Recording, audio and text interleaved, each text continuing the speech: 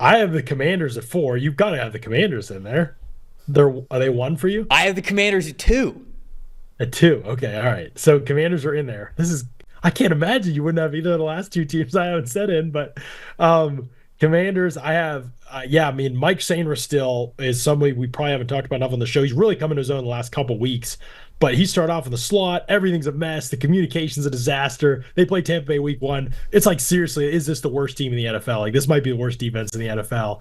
And I'm like, where do they even go for answers? Forbes looks like a boss. Like, they just don't have anything. And then Sainer still starts playing outside corner for the Commanders. And it's like, oh, like everybody thought he was a nickel. Like, you know what I mean? And he probably is long term. But the fact that he's been able to give them stability there, he's been able to give them playmaking. He kills stuff in the flats. He can still play in the slot when you need to. He looks like such a nice addition for them that we probably haven't gotten to enough just because he started to shine more recently.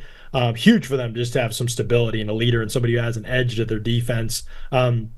But Daniels, obviously, we've talked about a ton on this show. Offensive Rookie of the Year, front runner right now. Just really excited to see him play every single week because of all the stuff he's capable of showing. Brandon Coleman's in sort of like this timeshare type of deal at tackle that's been weird, and I think he's been okay, and certainly has potential to be better. This scheme has really helped protect him. Luke McCaffrey, I think, has been pretty solid for them as well. I think Johnny Newton is showing some things, so we'll get a chance to do more with John Allen out. Newton, who I loved pre-draft, has definitely not looked fully recovered from this foot issue. And so you wonder if that's affecting him, but they've been able to get good stuff from Jean Baptiste as well in the run game. So a lot of contributors from the class, certainly a big class. So that does help boost them a little bit. But I think just they've had like really good play, and then they might have two like studs on offense and defense in Daniels and Sainer still. So I'm a big fan of what the Commanders did, and I think it looks pretty good so No, far. I agree with you, man. And I think that you encapsulated it pretty well.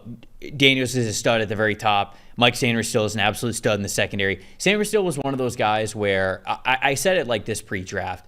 His measurables, he's probably just mainly going to be a slot. You're not going to want him on the outside against some really good outside, taller receivers, like the true wide receiver ones. I don't think you'll want him out there. But his feistiness, his competitiveness, his play style, his talent,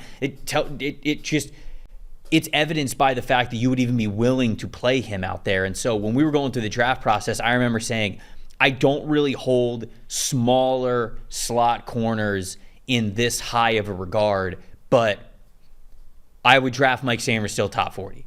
Like, he's a top 40 player in this class for me. And I remember saying that. I'm glad that he goes to a defensive coordinator, or a defensive mind, I should say, like Dan Quinn, who's able to utilize him in all the ways that he could be utilized. I think Luke McCaffrey is going to come along. Brandon Coleman, I think, is the future starting offensive tackle of this team, even though he is, like you said, in a little bit of a timeshare. I think Ben Sennett's going to come along as well. Jean Baptiste, a good shout-out, too. So this is a group that stud to the top, very, very deep moving forward.